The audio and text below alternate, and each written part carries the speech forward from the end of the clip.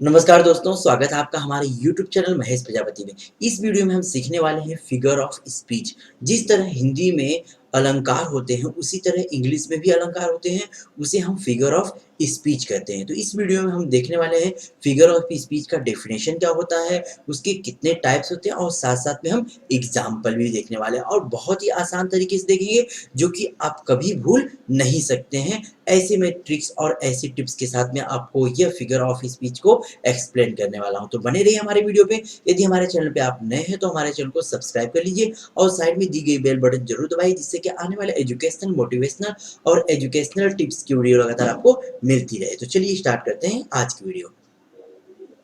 जैसे कि मैंने बता दिया है कि फिगर ऑफ स्पीच जैसे हिंदी में अलंकार होते हैं, उसी तरह इंग्लिश में भी एक ग्रामर्स होते हैं। इसका नाम है, इंग्लिश के कई ग्रामर्स में ऐसे अलंकार को इंग्लिश में कहते हैं फिगर ऑफ स्पीच।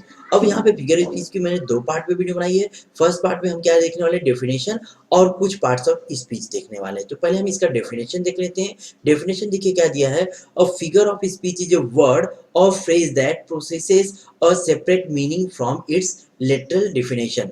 मतलब फिगर ऑफ स्पीच ये क्या चीज होता है, ये कोई वर्ड हो सकता है या अ फ्रेज, या तो फ्रेज हो सकता है, वर्ड भी हो सकता है या तो फ्रेज हो सकता है, that possesses a separate meaning, जिसका मीनिंग क्या होता है, पूरी तरह अलग होता है फ्रॉम इट्स लिटरल डिफिनेशन।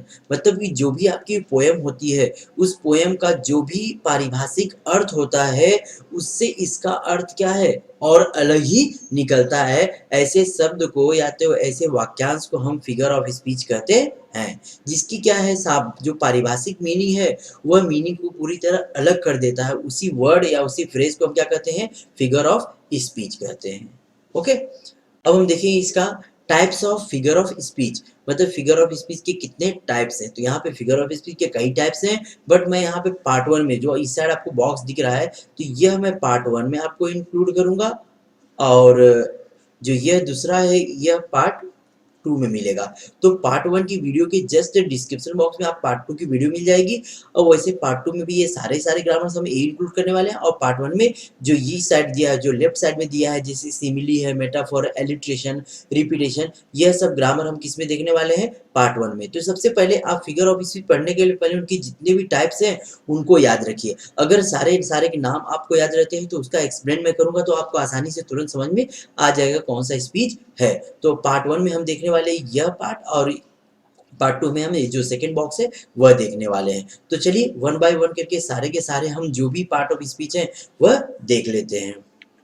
पहला हम देखेंगे सिमिली। सिमिली क्या है देखिए, a simile is a comparison between two unlike things using the words like और एज। मतलब कि सिमिली क्या होता है, दो चीजों के बीच, दो अलग अलग चीजों के बीच क्या होता है, कंपैरिजन किया रहता है, लेकिन वहां पे एक वर्ड यूज किया रहता है, लाइक एंड एज। लाइक और एज ये दो शब्द हैं, दो वर्ड है जिनका यूज किया रहेगा, तो आप समझ जाइए वहां पे क्या है, सिमिली है। जैसे एग्जांपल में देख लीजिए, she is as pretty as a picture. मतलब वह उतनी ही सुंदर है जितने की पिक्चर, मतलब उसकी तुलना किससे की गई है, पिक्चर से यहाँ पे। और सेंटेंस में हमें एज का यूज किया गया है। ओके, नेक्स्ट वन है, he is strong like an ox. वह उतना स्ट्रॉन्ग है जैसे कि ऑक्स है। मतलब उसकी तुलना किससे की गई है, कंपेयर से। और यहाँ पे लाइक शब्द दिया हुआ है, बस आपको ध्यान देना है, यहाँ पे लाइक और एज होना चाहिए, तभी वहां पे सिमिली रहेगा। Simile means comparison between two words और टू एनी थिंग्स, किसी चीज के बीच कंपेरिजन होना चाहिए, लेकिन वहां पे लाइक और एज शब्द आना ही चाहिए। नेक्स्ट थर्ड एग्जाम्पल है, you are sly like fox. मतलब आप स्लाई है, स्लाई मीन्स बेईमान जैसा बोलते हैं उसको। You are sly like fox, मतलब यहाँ पे भी देखिए लाइक आ गया, समझ जाइए क्या है यहाँ पे, सिमिली है। I am happy as a clam, यहाँ पे एज शब्द का यूज किया गया है। Radha cheeks are like pink roses, यहाँ पे भी क्या है, लाइक यूज किया गया है। This paper is as thick as cloth, मतलब ये पेपर उतना ही पतला है जितना कि क्या है, थिक मीन्स मोटा, सॉरी, वह पेपर, यह पेपर इतना ही मोटा, इतना ही जाड़ा है जितना कि क्लोथ है। तो यहाँ पे दो शब्द यूज किए गए हैं, लाइक और एज। लाइक और एज शब्द का जहाँ पे यूज रहेगा वहां पे आप समझ जाइए कौन सा ग्रामर है, सिमिले। अगला टाइप हमारा मेटाफोर।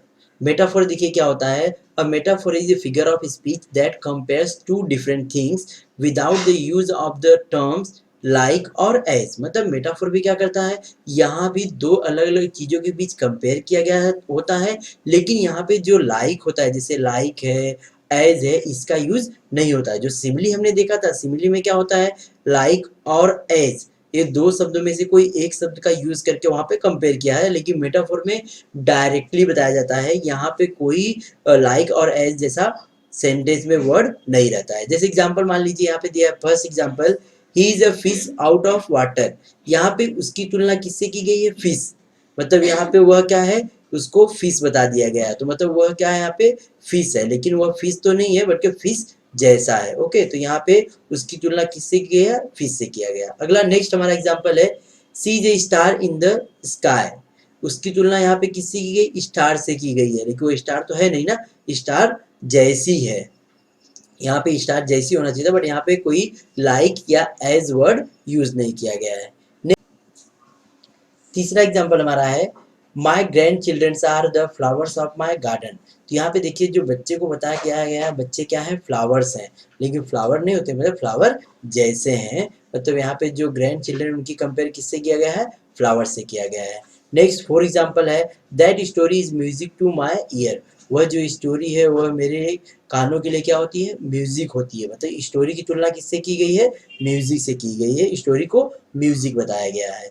नेक्स्ट फिफ्थ एग्जाम्पल है, difficulties are the obstacles and achievements are the milestone. जो डिफिकल्टीज होती है उसकी कंपेयर किससे किया गया है, ऑब्स्टेकल से किया गया है, और जो अचीवमेंट है उसकी तुलना किससे किया गया है, माइलस्टोन से किया गया है। तो यहाँ पे देखिए कंपेयर किया गया है, लेकिन यहाँ पे कोई लाइक और एज जैसा वर्ड का यूज नहीं किया गया, तो इसलिए यहाँ पे क्या रहेगा, मेटाफर रहेगा। नेक्स्ट अगला देखते हैं हम लोग, एलिट्रेशन।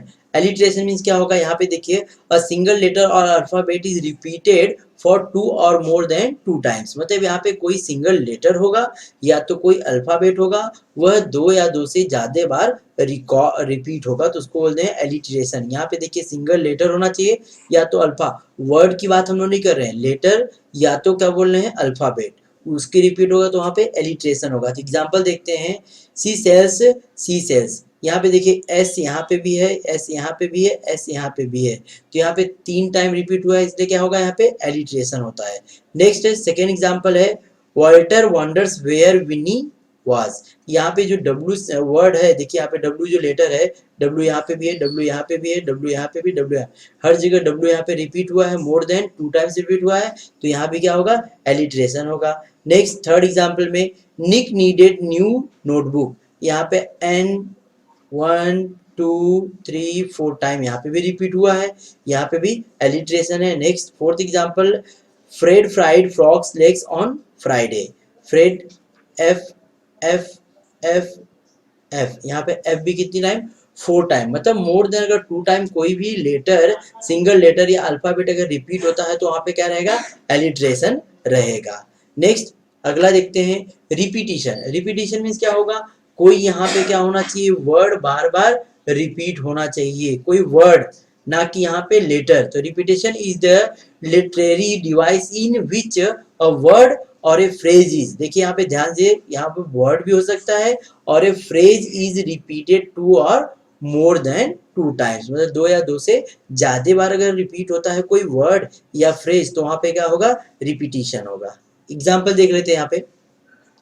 फर्स्ट एग्जाम्पल दिया, a small living room, a small dining room, a small bedroom and bath. यहाँ पे देखिए स्मॉल शब्द कितनी बार रिपीट है, एक, दो, और रूम भी रिपीट हुआ है, बट यहाँ पे स्मॉल जो यहाँ पे आपको दिख रहा है कितनी बार, 3 बार स्मॉल शब्द रिपीट हुआ है, तो यहाँ पे क्या हो जाएगा, रिपीटिशन। दूसरा एग्जाम्पल देखते हैं, smile smile smile at your mind as often as possible. Smile smile smile smile यहाँ पे कितनी बार रिपीट हुआ है, 3 बार रिपीट हुआ है, तो यहाँ पे क्या होगा, रिपीटिशन होगा। नेक्स्ट थर्ड एग्जाम्पल में, alone alone at last.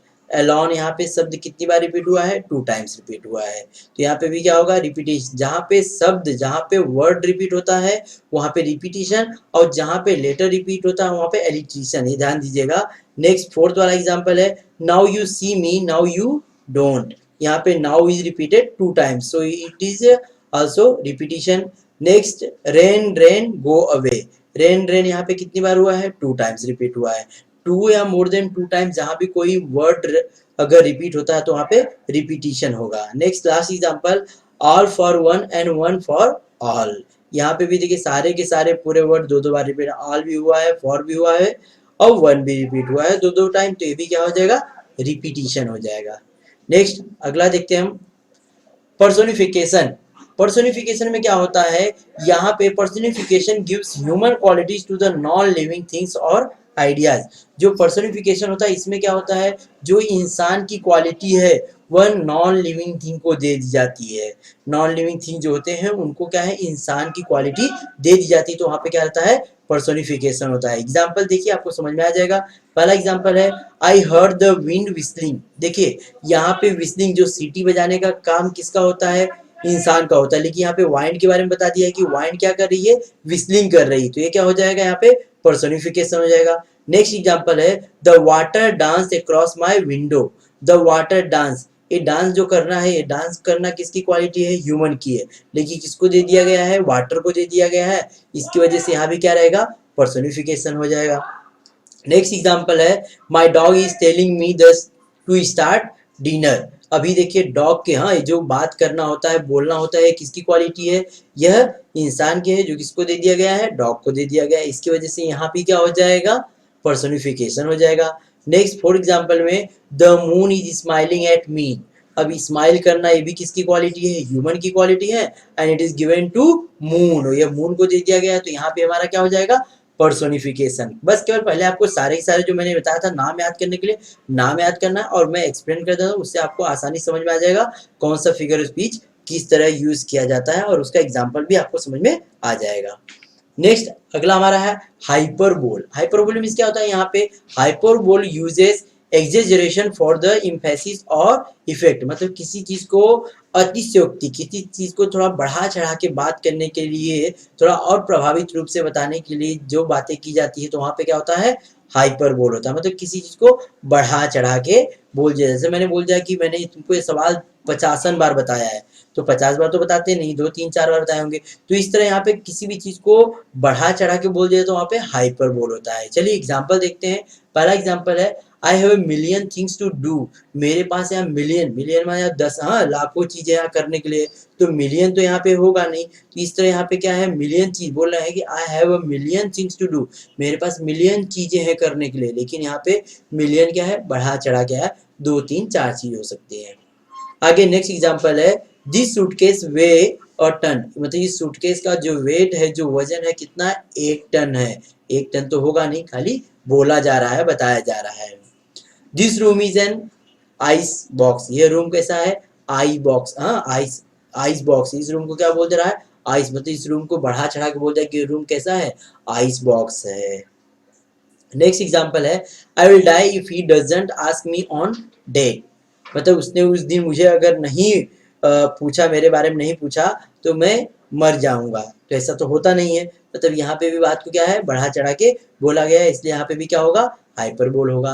I am too poor to pay attention, मतलब कि मैं बहुत ही गरीब हूँ कि मैं ध्यान नहीं दे सकता हूँ, तो ये भी क्या हो जाएगा, यहाँ पे हाइपरबोल होगा। यहाँ पे किसी बात को अगर बढ़ा चढ़ा के कहा जाता है, किसी की बात में अगर अतिशयोक्ति देखती हैं, हम देखते हैं, तो उसे हम बोलते हैं हाइपरबोल।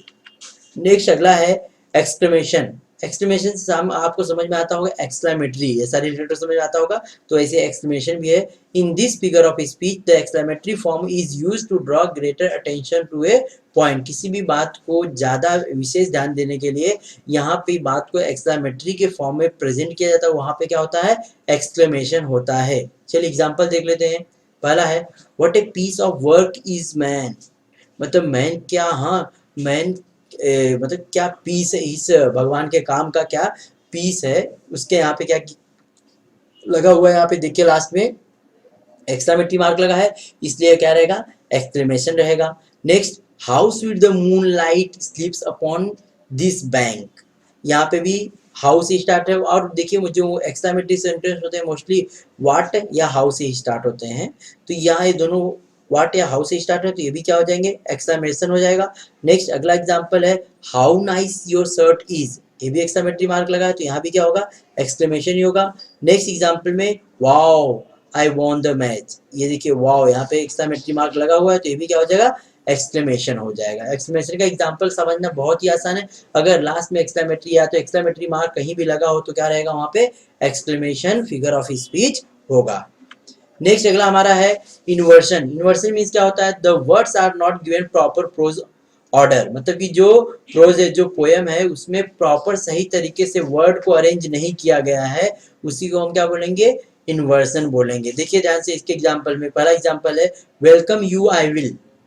एक ऐसा सेंटेंस यहाँ पे सब आगे पीछे कर दिया, पोएम में ऐसा होता है मोस्टली, तो यहाँ पे होना क्या चाहिए था, आई विल वेलकम यू, इस तरह होना चाहिए था, बट पूरा आगे पीछे कर दिया गया है, तो भी हम इसको यहाँ पे क्या समझ जाएंगे, क्या है, इन्वर्सन है। ओके, नेक्स्ट अगला आ रहा है him to I said to him, इस तरह होना चाहिए था, तो यहाँ पे भी क्या हो जाएगा, इन्वर्सन हो जाएगा। Next to the store I will go to the store, यहाँ भी क्या हो जाएगा, इन्वर्सन। पूरा का पूरा वर्ड क्या है, यहाँ वहां हो जाता है, तो उसको प्रॉपर तरीके से नहीं लिखा रहता है ऑर्डर से, तो वहां पे हम क्या समझते हैं, इन्वर्जन समझते हैं। To the picnic we shall go, यहाँ पे क्या होना चाहिए, we shall go to the picnic, तो पूरा का पूरा फ्रेज आगे पीछे कर दिया गया है, यहाँ भी इन्वर्जन होगा। नेक्स्ट एग्जाम्पल है never again will you disappoint मी, यहाँ पे क्या हो जाएगा, you will never disappoint me again होगा, इस तरह सेंटेंस बनेगा, तो यहाँ पे क्या होगा, इन्वर्जन होगा। आपको ध्यान देना है कि जब भी सेंटेंस में कोई भी वर्ड आगे पीछे यहाँ वहां हो जाए, व्यवस्थित रूप से न हो, ऑर्डर उसका सही तरीके से न हो, तो वहां पे हम क्या समझते हैं, इन्वर्जन फिगर ऑफ स्पीच समझ सकते हैं। नेक्स्ट हमारा है इंट्रोगेशन। इंट्रोगेशन से भी आपको समझ में आता है, जो इंट्रोगेटिव सेंटेंस रहता है, जहाँ पे क्वेश्चन पूछा जाता है, तो उसी तरह के सेंटेंस अगर रहता है तो आप समझ जाएंगे यहाँ पे क्या, कौन सा फिगर ऑफ स्पीच रहेगा, इंट्रोगेशन रहेगा। जैसे when a rhetorical question is asked simply for dramatic effect rather than to elicit an answer, it is known as interrogation. मतलब यहाँ पे जब भी क्वेश्चन पूछा जाता है, अलंकारिक, अलंकारिक की भाषा में जब भी कोई अगर क्वेश्चन पूछा जाता है, तो वहां पे इंट्रोगेशन जो हमारा फिगर ऑफ स्पीच होता है वह रहता है। पहला एग्जांपल है, देखते हैं, am I an idiot to fall for your lies, यहाँ पे एम से शुरू है, एम आई, हाँ, एम आई मतलब क्या मैं हूं, तो यहाँ पे क्या हो जाएगा, क्वेश्चन पूछा है, तो ये भी हमारा इंट्रोगेशन हो जाएगा। Next, who do you think you are acting that way, यहाँ पे क्वेश्चन पूछ रहा है, हु से है, तो यहाँ पे क्या हो जाएगा, इंट्रोगेशन। वेयर आर यू, ये भी क्वेश्चन है। हाउ आर यू, ये भी क्वेश्चन है। जहां भी क्वेश्चन रहेगा या तो जहां भी क्वेश्चन मार्क लगा है, तो आप आसानी समझ सकते हैं वहां पे कौन सा रहेगा फिगर ऑफ स्पीच, इंट्रोगेशन होगा। नेक्स्ट आगे चलते हैं, एपोस्ट्रॉफी। एपोस्ट्रॉफी कैसा होता है, an apostrophe is a figure of speech in which some absent or non existence person or thing is address as if present and capable of understanding. मतलब कि यहाँ पे क्या है, किस चीज का absent रहता है, नॉन एग्जिस्टेंट पर्सन रहते हैं, या तो absent ऑफ द पर्सन को एड्रेस किया जाता है। मतलब कुछ ऐसी बातों को यहाँ पे बताया जाता है जो कि वहां पे रियल में नहीं होता है, उस चीज़ों के बारे में यहाँ पे प्रेजेंट किया जाता है। जैसे एग्जांपल में आप लोग देख लीजिए, समझ में आ जाएगा। जैसे O rose how sweet you smell and how bright you look. अब देखिए रोज तो यहाँ पे है नहीं, बट रोज के बारे में बोल रहा है, तुम कितने स्वीट हो और तुम कितने ब्राइट हो, तो यहाँ पे क्या किया जा रहा है, उसके बारे में केवल बताया जा रहा है, वो यहाँ पे है नहीं। नेक्स्ट हमारा है twinkle twinkle little star how I wonder what you are. तो यहाँ पे देखिए स्टार तो है नहीं, बट स्टार के बारे में हमें क्या क्या बताया जा रहा है, तो यहाँ पे हमारा क्या हो जाएगा, एपोस्ट्रोफी, क्योंकि स्टार यहाँ पे है नहीं, वो एब्सेंट है, लेकिन उसके बारे में यहाँ पे क्या किया जा रहा है, उसको बताया जा रहा है, इसकी वजह से यहाँ भी क्या हो जाएगा, एपोस्ट्रोफी होगा। मतलब कोई भी चीज हो, कोई भी थिंग्स हो जिसको हम एड्रेस करते हैं, जिसको हम बताते हैं, बट वो यहाँ पे मौजूद न हो, यहाँ पे अब्सेंट हो, तो समझ जाइए वहां पे क्या रहेगा, एपोस्ट्रोफी। नेक्स्ट लास्ट एग्जांपल है car please get me to work today. Car मुझे जल्दी आज मुझे काम पर लेके जाओ, तो कार यहाँ पे तो है नहीं प्रेजेंट, पर कार को बोल रहा है, जो पोएट है कार को यहाँ पे बोल रहा है, जिससे क्या रहेगा, एपोस्ट्रोफी है।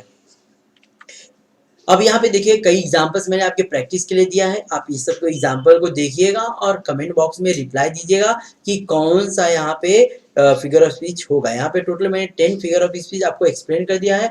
नेक्स्ट पार्ट 2 की वीडियो में मैं आपको जो भी बचे हुए रिमेनिंग जो मैंने आपको दिखाया था कि जो राइट साइड में बॉक्स में मैं दिखाया था कि सारे के सारे वो फिगर ऑफ स्पीच है, वो पार्ट 2 में एक्सप्लेन करूंगा। जो लेफ्ट साइड की है मैंने यहाँ पे एक्सप्लेन कर दिया है। और ये जितने भी मैंने यहाँ पे 6 एग्जांपल दिया है, आप इसको बताना है इसमें से कौन सा फिगर ऑफ स्पीच है। जैसे मैंने स्टार्टिंग में सिमिले बताया, मेटाफोर और इलिट्रेशन, रिपीटिशन और भी 3-4 जैसे में पर्सोनिफिकेशन हो गया, हाइपरबोल हो गया, जो कुछ भी रहेगा इसमें से आपको देख के बताना रहेगा। तो पार्ट 2 की वीडियो आपको डिस्क्रिप्शन में जल्द ही मिल जाएगी, जाके उसको भी आप जरूर देखिए। और मैंने जैसे बताया था वैसे आप याद करेंगे तो फिगर ऑफ स्पीच आपको बहुत ही आसानी से समझ में आ जाएगा और लर्न भी हो जाएगा और एग्जाम में आप इसको आसानी से कर भी सकते हैं। Thank you.